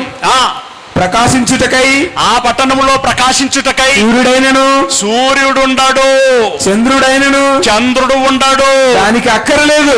అసలు దానికి, ఆ పరలోకానికి సూర్య చంద్రులతో పనే లేదు. దేవుని మహిమయే దానిలో ప్రకాశించుచున్నది. ఏమంటే చాలా మందికి ఒక పెద్ద ప్రశ్న అండి, దేవుడు ముందా చీకటి ముందా, ఏది ముందు పుట్టింది బ్రదర్ అని అడుగుతారు. అసలు చీకటి ఎక్కడదయ్యా? చీకటి అనేది ఈ లోకంలో, పరలోకంలో చీకటికి అడ్రస్ లేదడా. దేవుడే ఒక మహిమ, దేవుడే ఒక వెలుగు. వెలుగున్న చోట చీకటి ఎక్కడదండి? కావేలేదు, ఆ ఛాన్సే లేదు అక్కడ. దేవుడే ముందు, 100% దేవుడే ముందు. ఆయన ఎన్నటి నుండో ఉన్నటువంటి వాడు. మరి చీకటి అనేది ఎప్పుడు వచ్చింది? ఈ లోకం కలగజేసిన తర్వాత, చుట్టూ ఆ నీళ్లు అనేటువంటి ఆవరణం ఏర్పడిన తర్వాత, ఇందులో సూర్యుడు పుట్టక ముందు చీకటి అనేటువంటిది ఉండే. ఇది ఈ లోకానికి సంబంధించినటువంటిది. పరలోకములో చీకటి ఉండదు. దేవుని మహిమే ఒక వెలుగు. ఆ వెలుగున చోట చీకటి ఉండదు. ఆ తర్వాత గొర్రెపిల్ల ఒక దీపము అని అన్నాడు. గొర్రెపిల్లయే దానికి దీపము, గొర్రెపిల్లయే దానికి దీపము. జనములు దాని వెలుగునందు సంచరించురు, జనములు దాని వెలుగునందు సంచరించెదరు. అంటే ఆ మహిమలో అక్కడ వారు సంచరించెదరు, మహిమలో వారు సంచరించెదరు. ఒకసారి మీరు ఆకాశములో అలా పరిగెడుతున్నటువంటి మేఘాలలో వెళ్ళిపోతున్నట్టుగా ఊహించుకోండి. అప్పుడు ఇంకా మీరు ఎక్స్ట్రాడినరీగా యాడ్ చేసుకుంటాడు. సూర్యుడు అస్తమిస్తున్నట్టు, తాడి చెట్టు నీడ పడ్డట్టు, పక్షులు ఎగురిపోతున్నట్టు. అబ్బా, ఇవైతే బాగా వస్తాయండి మనకు ఊహలు. ఏమండి, అసలైన ఊహ ఇది కావాలి. యేసయ్య వచ్చినప్పుడు ఎత్తబడే గుంపులో నువ్వు ఉన్నట్టు,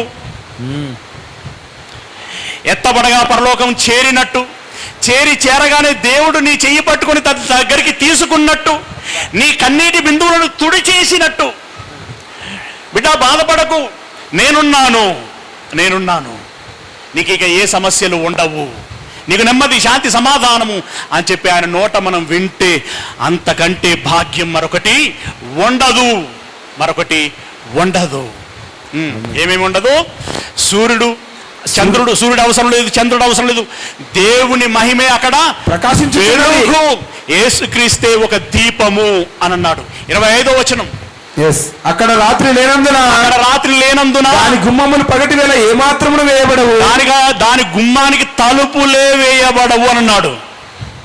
అంటే దాన్ని మీరు ఎలా అర్థం చేసుకోవాలంటే, ఇప్పుడు మనం తలుపు వేయకుండా వచ్చినట్టుగా అనిపించింది అనుకో. ఇప్పుడు ఈ క్షణంలో మీరు మీ ఇల్లున్నాయి కదా, అసలు నేను ఇంతకు నేను తలుపేసినా అనే ప్రశ్న అనుమానం వచ్చింది అనుకోండి, మీరు ఇప్పుడు డెఫినెట్గా అర్జెంటుగా ఉన్నట్టుగా లేచి ఉరుకుతారా ఉరకరా? ఎందుకు? భయం. ఎవడు తలుపు తీస్తాడో, ఎవడి లోపలికి వెళ్తాడో ఏంటో తెలియదు, ఏం దోచుకుపోతాడో అని. అక్కడ అలాంటి బెడద ఉండదు. ఇప్పుడు తలుపుల బెడద ఒకటే లేదు, సెల్ ఫోన్ల బెడద కూడా ఉన్నది. పాస్వర్డ్, ఓటీపీలు ఏమైనా లీక్ అవుతున్నాయా అని. అవునా? ఎన్ని బెడదలండి, రకరకాలైన బెడదలు. అలాంటి బెడదలు ఏమీ ఉండవు. జనములు తమ మహిమను ఘనతను దానిలోనికి తీసుకుని వచ్చేదరు. రాజులు దాని ఘనతను దానిలోనికి తీసుకుని వచ్చారు. డిఫరెంట్. చివరగా అక్కడ ఒక మాట ఉంటుంది, 27వ వచనం. జీవ గ్రంథమందు యేసు ప్రభుల వారి యొక్క జీవ గ్రంథమునందు వ్రాయబడినటువంటి వారే దానిలో ప్రవేశించెదరు. ఇంతకు ఎవరు వెళ్తారట అందులోకి? యేసు ప్రభుల వారి యొక్క జీవ గ్రంథములో ఎవరి పేర్లైతే వ్రాయబడి ఉంటాయో వారు మాత్రమే పరలోకమునకు చేరుతారు. మన అందరి పేర్లు ఆ జీవ గ్రంథములో ఉండును గాక. ఆమేన్. ఆ జీవ గ్రంథములో లిఖింపబడటానికి నేను నా దేవుణ్ణి మెప్పించుదును గాక. ఆమేన్. నా దేవుణ్ణి మెప్పించటానికి అవి శ్రమలైన మహాశ్రమలైన నేను ఎదిరించుదును గాక. ఆమేన్. ఇక్కడ స్వరం తగ్గిందండి. ఇక్కడికి వచ్చేసరికి కొంచెం డౌన్ ఫాల్ అయినాం. శ్రమలు అనేసరికి అవి ఎందుకో మనకు నచ్చవు. ప్రియులారా, శ్రమించి సాధించిన విజయమే మనకు తృప్తినిస్తుంది. దానిలోనే మనకు ఆనందము కలుగుతుంది. తేరగా వస్తే దాని టేస్ట్ తెలియదు. రైట్? జీవ గ్రంథంలో ఎవరి పేరైతే వ్రాయబడి ఉంటుందో వారు మాత్రమే అందులో ప్రవేశించెదరు. కానీ నిషిద్ధమైనది ఏదైనను అసహ్యమైనది ఏదైనను అబద్ధమైన దానిని జరిగించు వారెవరైనను దానిలోనికి అనగా పరలోకములోనికి ప్రవేశింపరు. నిషిద్ధమైనది అనంటే ఇది మీలో ఉండకూడదంటే అదే మనం పెట్టుకుంటాం. మనిషి నైజం ఏంటండి? ఏదైతే చేయొద్దురా అనంటే అదే మనం చేస్తాం. ఏదైనా చేయమన్నాం అనుకో, అది మాత్రం చెయ్యం. ఇదేందో మన గుణం, మనకే అర్థం కాని గుణం, మనిషికే అర్థం కాని మనిషి. నిషిద్ధమైనది, అసహ్యమైనది, అబద్ధమైనది, అబద్ధము. ఏమండి, ఈ శ్రమలు అనేటువంటి దాంట్లో మనం ఆలోచించుకుంటూ పోతుంటే చర్చికి రారు. ఎందుకు రాలేదని అడగకూడదు. మళ్ళా ఒకవేళ అడిగితే సమాధానం ఏం చెప్పాలో ముందే సిద్ధం చేసుకుని ఉంటారు వాళ్ళు. Pre plan. ఏమండి, అసలు దీనికి వాళ్ళు చెప్పిన దానికి పొంతన ఉండదు. పోల్చుకుంటే అసలు సంబంధమే ఉండదు. అది తూగదు. ఇలాంటి కారణాలు ఎన్నో కనబడతాయి. ఈ అబద్ధికులైనటువంటి వాళ్ళు ఎవరు కూడా పరలోకమునకు చేరరు అనంటూ 22వ అధ్యాయం ప్రారంభ వచనం నుండి మీరు ఇంటికెళ్ళి జాగ్రత్తగా చదువుకోండి. 5వ వచనంలోని చివరి వచనంలో ఆ చివరి వర్డ్ ఒకటి ఉంటుంది, సెంటెన్స్, అది చదువుకుందాం. 5వ వచనం, 22వ అధ్యాయం 5వ వచనం. దేవుడైన ప్రభువే వారి మీద ప్రకాశించును. వారు యుగయుగములు రాజ్యము చేయుదురు. ఎవరు? మనమే. యుగయుగములు తండ్రితో పాటు, యేసయ్యతో పాటు, పరిశుద్ధాత్మతో పాటు, భక్తులైనటువంటి ఆ పితరులతో పాటు మనమందరము యుగయుగములు రాజ్యము చేస్తాము అని అంటున్నాడు. ఇక్కడ జాగ్రత్తగా మనం ఆలకించినట్టయితే, ఇప్పుడు మనం టైటిల్ని ఒకసారి ఇక రెఫరెన్స్ల దగ్గరికి వెళ్ళాము. ఈ టైటిల్ని ఒకసారి మళ్ళీ పునర్విమర్శన చేసుకుని ముగించుకుందాం. దేవుని ఆధీనములో రాబోయే యుగ పాలకుడు యేసు క్రీస్తు. ఈ సృష్టి ఎలా కలిగింది అనంటే, మనకు కొరంథీ పత్రికలో ఏమని ఉంటుంది? దేవుని మూలముగా యేసయ్య ద్వారా ఈ సృష్టి కలిగింది అని ఖచ్చితంగా అక్కడ రాయబడి ఉంటుంది. దేవుని మూలముగా యేసయ్య ద్వారా. మూలము అంటే నుండి, ద్వారా అంటే దాన్ని వాడేటువంటి వాడు. ఓకే, ఈ ప్రకృతి కలిగేటువంటి విషయంలో. అలాగే పరలోక పాలన ఎలాగుంటుందనంటే, తండ్రి ఒక చైర్మన్ అన్నమాట. ఆయన చైర్పర్సన్ అంటే తెలుసు కదా, ఒక చైర్మన్. దేవుని ఆధీనములో అంటే దేవుని యొక్క కనుసన్నలో యేసయ్య రాజ్యము చేస్తాడు, పరలోక రాజ్యమును. ఎందుకంటే మనం అక్కడ చూసాం, దేవుని యొక్క సింహాసమును, గొర్రెపిల్ల సింహాసనమును, వారిద్దరూ అక్కడ ఆసీనులై ఉండగా ఏమండి, అక్కడ దూతలు, 4 జీవులు, పెద్దలు సాష్టాంగపడి వారికి స్తోత్రాలు చేశారే. మహిమ, ఘనత, స్తోత్రములు. అంటే దేవుని ఆధీనములో యేసయ్య పరిపాలన. దానికి మరొక వచనం కూడా జ్ఞాపకం చేసుకున్నాం కదా మనం, ఈ లోకమందును రాబోవు లోకమందును నాకు సర్వ అధికారము ఇవ్వబడి ఉన్నది. సర్వాధికారము నాకు ఇవ్వబడి ఉన్నది. ఆ అధికారము కలిగినటువంటి వాడుగా ఇక్కడ ఈ రాజ్యమును తయారు చేసి తండ్రి అయిన దేవునికి అప్పగించి అక్కడికి వెళ్ళిన తర్వాత ఆ కనుసన్నలోనే యేసయ్య పరిపాలన చేస్తాడు. ఆ పరిపాలనలో మనకు ఆకలి ఉండదు, దాహము ఉండదు, దుఃఖము ఉండదు, ఏడుపు ఉండదు, వేదన ఉండదు. మన బాష్పాలు, మన కన్నీటి బాష్పాలు తుడిచిపెట్టబడతాయి. నిత్యము సుఖము, సంతోషము, సమాధానము, సంతృప్తి కలకాలము ఉంటుంది. అక్కడి వైభోగం ఎంత గొప్పగా ఉంటుందంటే, అది అక్షయమైనది, అది నిర్మలమైనది, అది వాడబారనిది, అది మనిషి కంటికి కనబడలేదు, చెవికి వినబడలేదు, ఎవరి హృదయానికి, ఏ సైంటిస్ట్కి, ఏ సామాజికవేత్తకి ఆ ఊహ కందనటువంటి విషయం అది. అంత గొప్ప పరలోకం మనకు ఇవ్వబోతున్నాడు దేవుడు. దాన్ని అందిపుచ్చుకున్నటువంటి వాణ్ణి మించిన అదృష్టవంతుడు మరొకడు ఉండడు, భాగ్యవంతుడు మరొకడు ఉండడు, గొప్పవాడు మరొకడు ఉండడు, పేరు మోసినవాడు మరొకడు ఉండడు. ఉండగలిగేవాడు ఒక్కడే, క్రైస్తవుడు. వాడు క్రీస్తును అనుసరించినటువంటి వాడు, దేవుని బిడ్డ, పరిశుద్ధుడైనటువంటి వారు. మీరందరూ పరిశుద్ధులుగా ఉండాలి, పాపాలను తొలగించుకోవాలి, పరిశుద్ధులుగా ఉండాలి, పరిచర్యలు చేయాలి. అందులో శ్రమలైనా సరే, మహాశ్రమలైనా సరే, కష్టమైన, నష్టమైన, ఇరుకులైన, ఇబ్బందులైనా, ఎన్ని రకాలుగా ఉన్నా సరే, అబద్ధం ఆడకూడదంటే అబద్ధం ఆడకూడదు, దొంగతనం చేయకూడదంటే దొంగతనం చేయాలి, చేయకూడదు అన్నటువంటి దాన్ని చేయకుండా ఉండాలి, చేయమన్నది ఖచ్చితంగా చేసి తీరాలి. ఇవేవి చేయకుండా ఆజ్ఞాతిక్రమం పాపం. చెయ్యమన్నది చేయకపోయినా పాపమే, చేయకూడదన్నది చేసినా పాపమే. కనుక మీరందరూ మంచోళ్ళని నమ్ముతున్నాను. మీరు పాపాన్ని విడిచిపెడతారు, పరిశుద్ధతలో ఉంటారు, పరిచర్యలో ఉంటారు, దేవునికి నిబద్ధమైనటువంటి బిడ్డలుగా బ్రతుకుతారు. దేవుడిచ్చేటువంటి ఆ నిత్య జీవానికి, నిత్య స్వాస్థ్యానికి మీరందరూ వారసులై ఉండాలని కోరుకుంటూ, మరలా వచ్చే ఉగాదికి మనం అందరం కలుసుకుందామని, దేవుని చిత్తమైతే కలుసుకుందామని మనవి చేస్తున్నాను. దీనంతటిని మీరు దృష్టిలో పెట్టుకొని, మరి మన వీడియోలన్నీ యూట్యూబ్లో ఉంటాయి. మీకేమైనా సంశయాలు ఉంటే ఫోన్ నెంబర్ ద్వారా కాంటాక్ట్ చేయొచ్చు, మీరు నివృత్తి చేసుకోవచ్చు. అలాగే మీ ప్రాంతాలలో బైబిల్ తరగతులు, బైబిల్ పరిశోధన తరగతులు మీరేమైనా నిర్వహించాలి అని అనుకుంటే మేము ఎల్లప్పుడూ సిద్ధం.